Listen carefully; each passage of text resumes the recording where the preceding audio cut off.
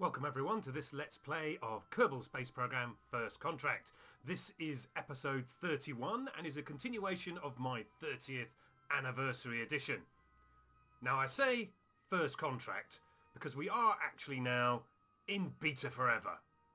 So let's get cracking delivering these underpants and a few extra snacks to Jebediah Kerbin.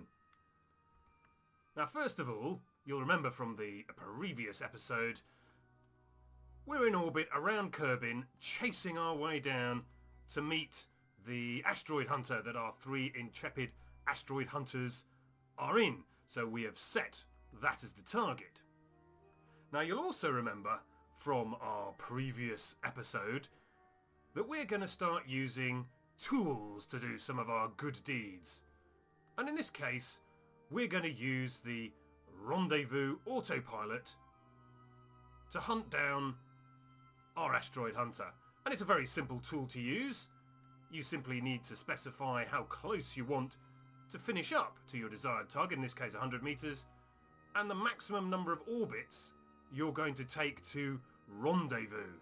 Now I'm going to slip on auto warp as well because we can't be sitting around here forever, and then I'm going to engage my autopilot. Now the first task that the autopilot's going to achieve for us is matching planes. So let's watch as this ballet takes place at the wonderful job that MechJeb can provide for us. I'll see you in a minute.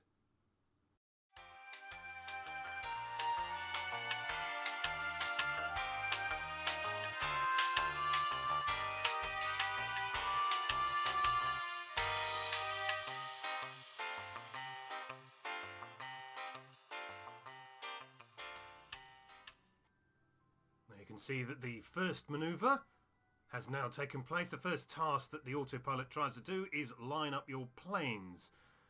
No pun intended there, of course. Now, because we launched in a southerly direction, we managed to get pretty close to the original orbital plane.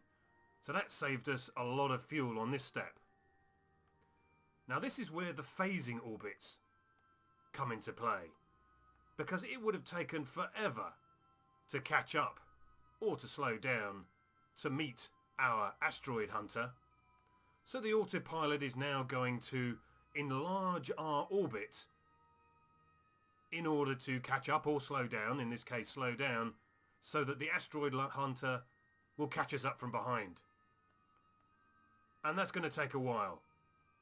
So I'll see you shortly.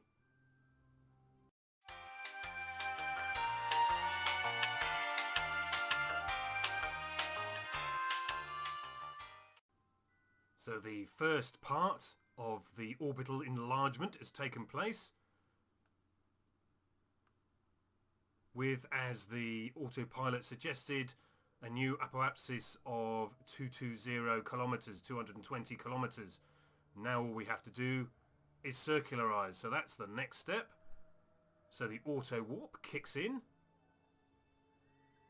and our Underpants mini SSTO sweeps out towards apoapsis and begins its circularization. So we have 100 meters a second to circularize. Let's just check on our resources. We have plenty of electric charge and plenty of xenon gas. So as that kicks in, our periapsis will start increasing. So let's just watch that take place.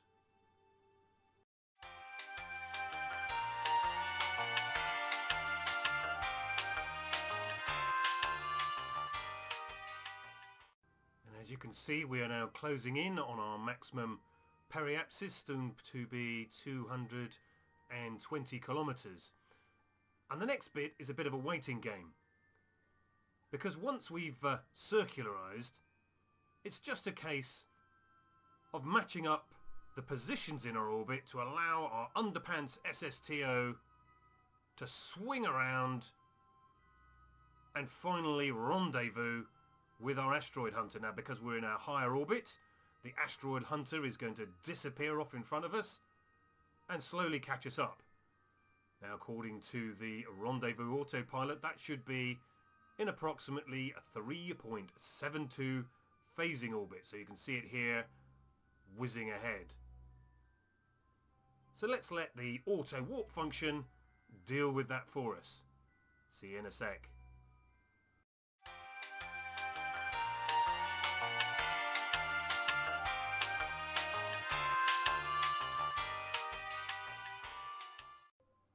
Okay, so here goes.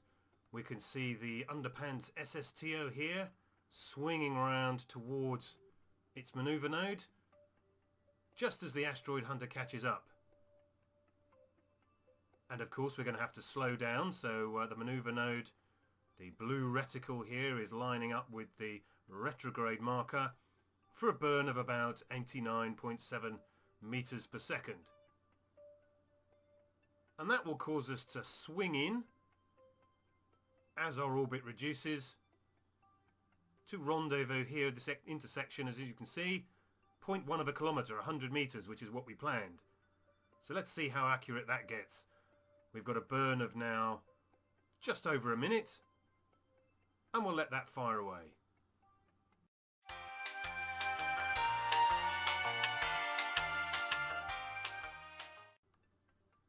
Now we can see that our burn is about to complete our Hohmann transfer for intercept after our 3.72 orbits, and hopefully we should end up at about 100 meters or so apart when the Underpants SSTO traverses its current trajectory, so we should be meeting around about here. Now, according to the rendezvous autopilot, we are now on intercept course. Well, we can see that. We can see the auto warp kicking in. We can see our two vehicles closing in on each other. This is our refueler that we left in space earlier. So let's come out of map mode and watch the approach. So here's our Underpants SSTO about to slow down as it approaches the asteroid hunter. Now we're 3.1 kilometers, 3.0 kilometers away. So it looks like the autopilot has done a grand job. So in one of its final steps, having been now on intercept course due to the transfer maneuver, we're now just planning to match velocities, so basically park up one beside the other. Now we have actually gone into shadow, so we're going to be running down our charge pretty sharpish, but we should be okay. So we're within a kilometre now. We've still got 2/3 of our charge remaining in our battery, so that should be fine. And we do have a couple of isotope generators, so we won't run completely flat. But I think we should be okay. Only 25 meters per second of delta V to go. You can see Minmus there in the background. A silent bystander watching this ballet. 300 meters left. 240, 30, 20, so we're closing in. Only 6 meters per second of delta V to go. And we're looking pretty accurate. Now you could have done all this by hand. The maneuvers are pretty simple to do, creating maneuver nodes, either increasing or decreasing your radius of orbit, but the rendezvous autopilot makes this pretty easy. Now here we go, we're pretty close to the target, so we're just going to do a final adjustment to close in on target, just to close out that final few meters to our target distance of 100 meters. Doesn't this make this so easy? It makes it a little bit too easy, to be honest, so we probably won't be using this too much, but I thought for our 30th anniversary we should give some of these tools a go. So in this case, it's MechJeb and the rendezvous autopilot. But next, we're going to use another MechJeb tool, and I'll leave you guessing just for a few seconds. Closing in now on our 100 meters. And then we're just going to put on a little burst in order to bring our target relative velocity down to pretty much zero. So there we go. The autopilot is disengaged because we're pretty close.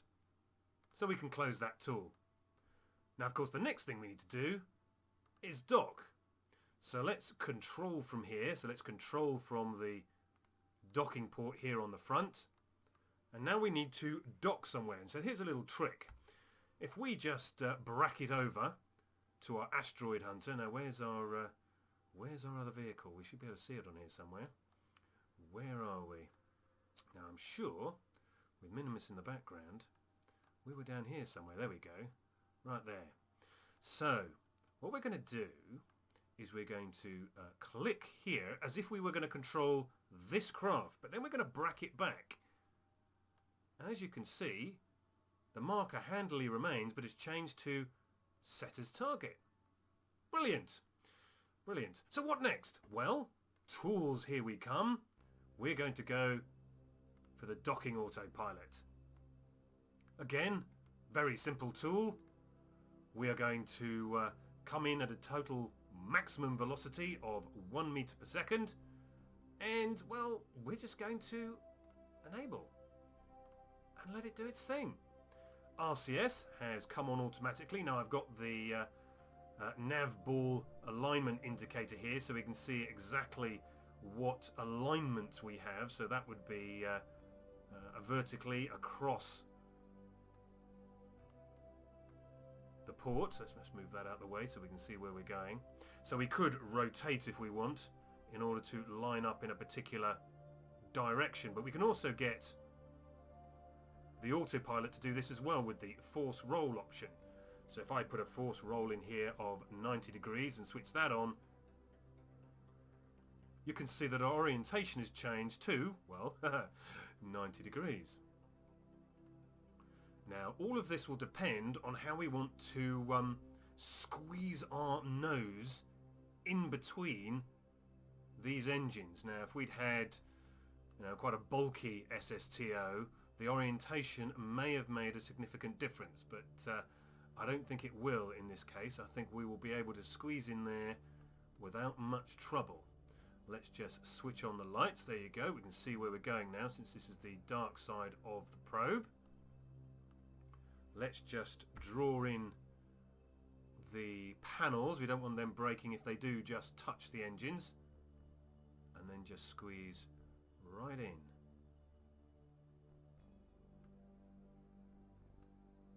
Brilliant. Hi guys, we're here with the snacks and Jeb's underpants. You'll probably be needing them, but not for a few days. So let's switch on all the lights just so we can see how we're doing. Now if we come in here really close, I think we will see that these panels would have missed. Pressing 9 is also the action key to shut the panels on the main craft, so it's shut those. So let's just reopen them all and get ourselves fully charged. There we go. I think we will just miss. Yep, there we go. We just... Oh, geez. Just missed these panels here. But safe we are. And we are charging away all our various batteries that are all over these things. So let us transfer the underpants. Now this is going to be a little bit tricky because the underpants storage locker is crammed in here somewhere. So I think it's up here near the front. You can just make out there's the fuel tank in there. So I can't quite see it. Let's have a look. Is it that? No, that's the probe body. How the heck are we going to see that? Is it this? No, that's the fuel tank. That's the jet engine fuel tank. There's the battery. Jet engine fuel tank. Gordon Bennett. Gordon Bennett. Who was Gordon Bennett? There you go. There's a starter for 10. Who was Gordon Bennett? Now, I know it's up here front somewhere. But with all these lights, is it just in there? Can I just see it?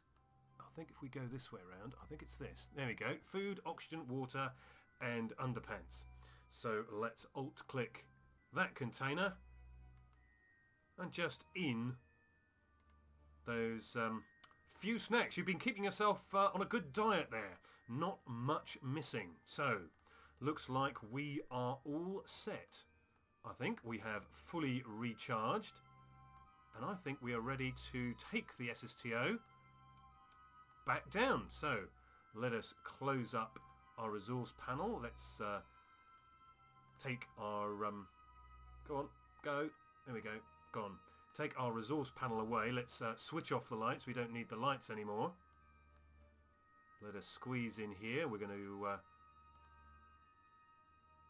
undock from here. Now it's gone over to our main vessel, so let's just switch back. We are now back with our SSTO. So what we'll do now is we will just manually go into docking mode, get RCS on, and just gently pump away. So leaving Jeb, Bill and Bob with their change of underwear, their now slightly less stale snacks, and we can go and land. I say land, but landing may prove tricky with only 11 units of fuel, because I am not that good at landing SSTOs at the best of times, which is why we fitted the parachutes. So let's just keep moving away. Let's make sure we have the SAS on. Let's just keep moving straight away. Put a bit of distance between us and the other craft. We wouldn't want to damage it right now. Not after all this. But I think it might be time for a postcard home. Great. Now, how are we going to land this thing? Well, I suggest we just dump ourselves into the ocean. Now, which ocean? We are going this way around. So I suggest we dump ourselves in this ocean here, because I don't think we're going to have enough fuel or enough power to dump ourselves anywhere else. But we could try. So why don't we just throttle up and head in a retrograde direction with all the might that our tiny xenon engine will give us. There we go. Xenon engine away. So let's just check on how this is doing. Now you can see it's starting to come in.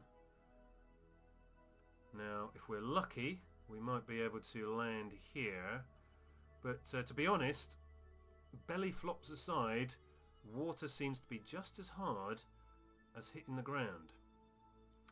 We've got 2 parachutes. I'm not sure if they're going to be enough for a hard landing. We could try a little bit of a powered landing just to supplement the parachutes, but we'll worry about that when the time comes. So I'll see you in a minute.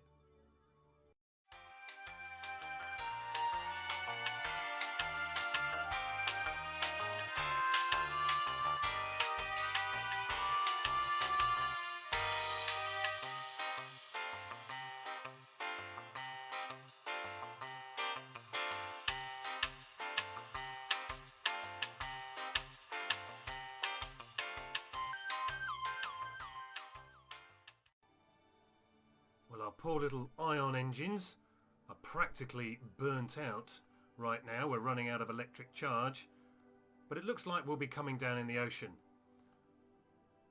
So I think one last photo, one last picture of the northern ice cap, I think will make a good picture for Gene's office wall. And I think it's about time we cut the engine and just, well, let ourselves fall into the ocean. Now, SAS dropped off there because obviously that requires electric charge, and we just used it all up. But I think we'll be fine. I don't think we're going anywhere other than in the ocean. We're picking up a little bit of charge now. Where is this sunlight coming from? Where is the over there somewhere? Oh, there we go, up there. So let's just oh, that didn't really help, did it? Let's get SAS back on now. We've got a little bit of charge, and got the RCS on. So let's just rotate. Use RCS to rotate ourselves there. Use up a bit of the RCS while we're come on, come back. Oh, we're still on retrograde. Let's switch that off. Let's go around. There we go. Stop. Never mind. Never mind. We've got enough charge to land.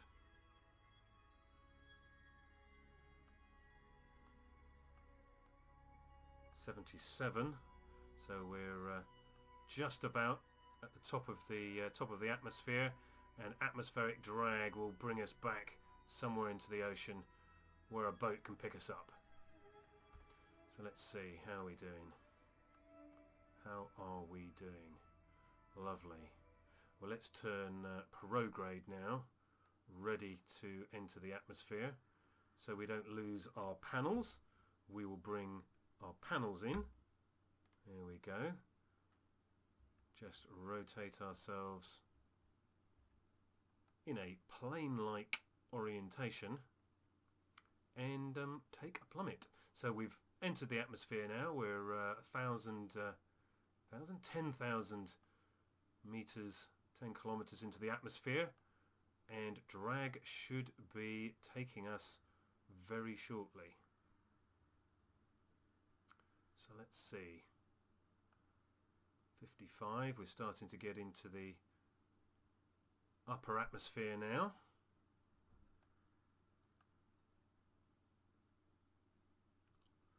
Let's see.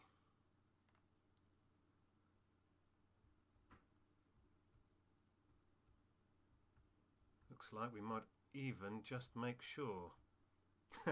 Make sure we make sure. Well, we don't want to hit anything hard, that's the important part. So let's start orientating ourselves against the airflow to create as much drag as possible to slow ourselves down. We're still doing over 2 kilometers a second, which is a pretty hefty speed, but when we hit the thicker part of the atmosphere here at about 32 kilometers, we will start slowing down, won't we? Here we go, atmospheric effects taking effect, slowing down considerably now, almost 2 kilometers a second. There we go. I was going to say we can hear the wind whistling past the cockpit, but there's no one to hear it. Not even Jeb in this case. Intrepid Jeb would fly this little monster. So here we go. 1.5 kilometers a second, 20 kilometers up. Let's just take a quick look at the map. And it looks like we might be landing just on the shoreline, which will make it easy for recovery. Just a little bay here perhaps. So 16 kilometers. We start going end first. Let's get ready to stage our parachutes, which we will do now. Let's turn the SAS off and just let the parachutes do their job. So yes, we should land nicely in these shallows, just right for recovery. The only worry now is, as I've said before, water on Kerbin is particularly hard. They have completely and utterly cornered the market in hard water supplies. Yeah. So here we go, 200 meters per second, dropping down into the bay. We're at 7.5 kilometers up. Slowing down nicely. That little rocking is stopping as we line up on our retrograde trajectory to dunk ourselves in the ocean on our engine. Now, as usual, parachutes will open at 500 meters, and as we're over water, that should be exactly 500 meters on the altimeter there. So we're down to 130 meters a second, slowing nicely. Nice mountain range there in the background. I wonder if that's their ski resorts. Very nice. Nice little bay here for holidaying in as well. Marvellous. So 100 metres per second at 1.7 kilometres. Drag from the parachutes, working nicely. Now the next worrying moment is going to be when the parachutes open. Will the whole thing split apart? Here goes. No! Brilliant. Okay, so that's a good start to this part of the journey. 7.5 metres per second. That is good as well. Anything under 10 should suffice. Here we can see our parachute shadow there, and there's a little craft right there. So 300 metres to go. There's the sun bringing us home, and there's Minmus. Marvellous. Maybe we'll have that for Jean as well. Absolutely fantastic. Everything's fantastic, isn't it? Well, it would be. It's Kerbal. Kerbal Space Program. What else would it be? Apart from marvellous. There we go. 150 metres. 140. It'll be a few metres different because I assume that's measured from here. So we'll probably touch down at about 10 or so.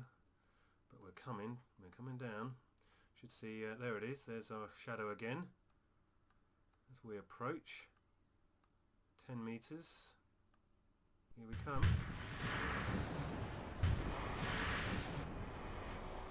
Brilliant. Made it. Not exactly the best of landings, but I think Jean would want to know we made it. See, Jean, it can be done. A miniature SSTO to deliver underpants to an asteroid hunter. Well, I hope you've enjoyed this 30th anniversary edition. It's given me a little bit of fun out of an SSTO, which I thought I would never have to say. So I'd like to thank you for watching, and if you would like to like or subscribe, please do so. And I hope to see you again soon. Take care. Bye-bye.